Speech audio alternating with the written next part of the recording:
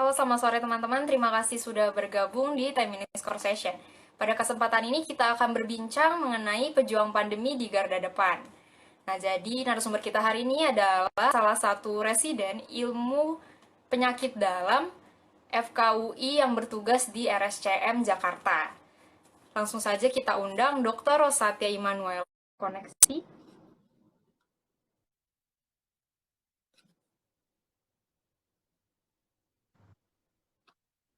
Halo dong, selamat sore. Sore. Ya, terima kasih sebelumnya sudah menyempatkan waktunya untuk berbincang bersama kami. Ya, sama-sama, Gaby. Ya, ya langsung aja mungkin bukan cuma saya yang penasaran, tetapi teman-teman juga penasaran. Bagaimana sih kondisi rumah sakit sebagai garda depan di dalam situasi pandemi ini? Oke, sebelumnya mungkin aku perkenalin diri dulu ya. Ya, Nama aku kalau di posternya Gaby itu kan Rosatya Immanuel, panjang banget. Kalau aku akrabnya sih dipanggilnya Dokter Ocha aja kalau misalkan di Dokter tempat aku Ocha ya. kerja. Mm-mm.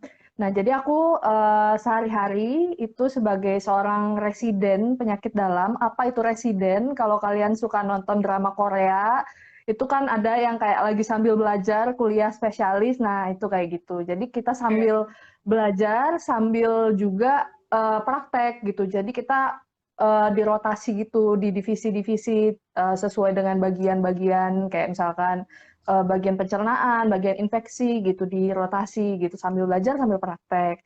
Kalau kondisi rumah sakit sebagai frontline gitu ya garda terdepan saat ini kalau rumah sakit tempat aku kerja sendiri itu di RSCM.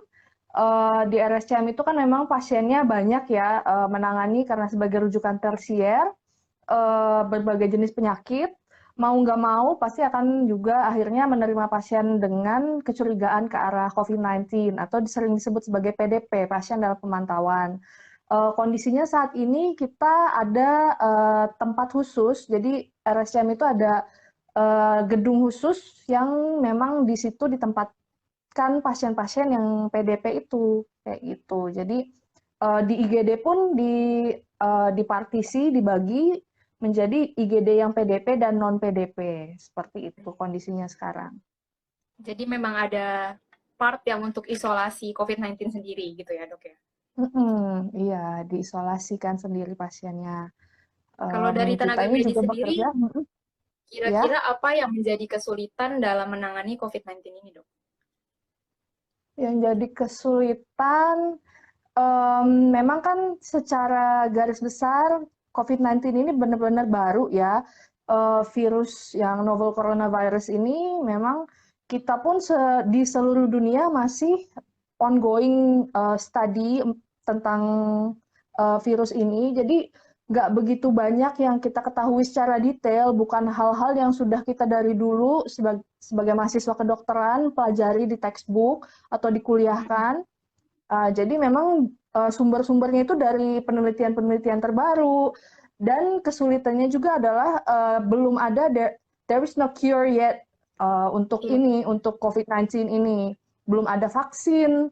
Kita semua masih ongoing research kayak gitu tentang ini dan juga dia kalau kita bisa bilang itu the great imitator. Jadi dia bisa macam-macam manifestasinya, bisa kalau yang umum kan mungkin demam, gejala pernapasan, tapi dia bisa menyerang ke seluruh organ tubuh. Jadi bisa juga kayak gejala kulit atau gejala pencernaan, gejala jantung itu bisa merupakan COVID-19 juga. Jadi itu yang mungkin sebagai tenaga medis itu yang agak menyulitkan kita. Tapi kita sudah cukup banyak mendapatkan asupan-asupan dari uh, konsultan-konsultan yang memang sudah ahli, sering ada kayak seminar-seminar buat kita juga untuk memperkaya kita. Jadi ketika kita berhadapan dengan pasien, kita bisa menentukan apakah dia ini seorang PDP atau enggak gitu.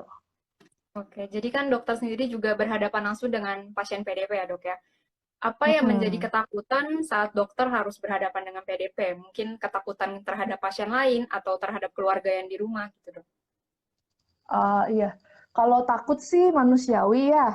Jadi kita sebagai manusia, apalagi dokter juga itu bukan kayak superhero yang kita immune terhadap penyakit. Kita juga kesehatan kita juga bisa terganggu, kadang kita juga bisa lagi nggak fit atau gimana. Nah, yang ditakutkan sih sebenarnya ya memang aku secara pribadi awal waktu, jadi kan kita dirotasi tuh tiap 2 minggu ada saatnya kita di tempat yang PDP itu. Pada saat aku pribadi pengen kayak berangkat jaga kayak gitu, jaga di tempat yang PDP itu memang mixed feelings gitu, kayak aduh takut juga nih ketularan apa enggak, tapi so far sih aku jalanin, kita tetap pakai APD, jadi kan kita pakai APD nih eh, dengan cara yang benar, sering cuci tangan juga setiap sebelum berkontak dengan pasien, sesudah kontak dengan pasien, jaga kesehatan dengan baik sih, aku sih nggak ngerasa ada keluhannya sampai saat ini, thank God gitu. Kalau ketakutan untuk keluarga sih aku sekarang sih sendiri ya, cuma ya mungkin ya keluarga aku juga pasti kepikiran gitu, anaknya kerja sebagai frontliner, pasti kepikiran juga itu sih aku juga yang jadi pikiran juga kalau misalkan aku sampai kenapa-kenapa pasti mereka juga kepikiran kayak gitu. Tapi ya Iya. aku berusaha sebaik mungkin gitu untuk supaya jaga kesehatan pribadi, jaga dengan pelindungan APD yang lengkap itu gitu. Oke, jadi kan memang situasi ini benar-benar tidak terduga, baik untuk masyarakat maupun tenaga medisnya gitu ya, Dok ya. Iya. Jadi kira-kira bagaimana pendapat dokter sebagai pihak yang dipercayai untuk memerangi pandemi di garda depan? Apa sih makna menjadi seorang dokter pada situasi saat ini? Kalau aku pribadi ya, dari yang sudah aku alami, waktu jadi seorang frontliner, waktu saat pandemi ini, jadi seorang dokter itu nggak sekedar kita cuma nyembuhin penyakit atau kayak cuma tahu penyakitnya apa, kasih obat sembuh gitu. Tapi lebih dari itu, seorang pasien yang terdampak COVID-19 ini, kalau aku lihat mereka tuh juga apa ya, karena banyak itu ya, orang banyak yang stigma terhadap mereka, banyak juga yang kepikiran mereka diisolir, diasingkan kayak gitu. Jadi keluarganya juga kepikiran, keluarganya juga ketakutan. Ya, jadi kita sebagai seorang dokter itu nggak cuma kayak saya bilang tadi cuma nyembuhin fisik juga, tapi juga harus bisa berkomunikasi dengan baik, memberitahu pasien dan keluarga pasien bahwa ini memang harus diisolasi dulu sementara ini sambil ditata laksana, diobati, supaya mereka juga tidak, maksudnya tidak cemas, tidak takut, bahwa sebagian besar dari kesembuhan itu juga kan dari pikiran dan suasana hati pasiennya ya. Ya, Kalau dari misalkan mental gitu ya. gitu. Jadi nggak sekedar ya kita ngasih obat, tapi kita juga harus care kepada pasien gitu. Jadi menjadi seorang dokter bukan hanya untuk mengobati, tapi juga mendukung mental pasien agar tetap kuat gitu ya, Dok ya. Iya. Mungkin sebagai penutup, bisa diberikan pesan-pesan kepada masyarakat, kira-kira apa yang bisa kami lakukan agar membantu pandemi ini cepat berakhir. Oke, jadi pesan-pesan sponsornya buat masyarakat dari kami yang berada di garda terdepan. Jadi kita mohon bantuannya banget untuk kita sama-sama nih memutus mata rantai penularan COVID-19 ini.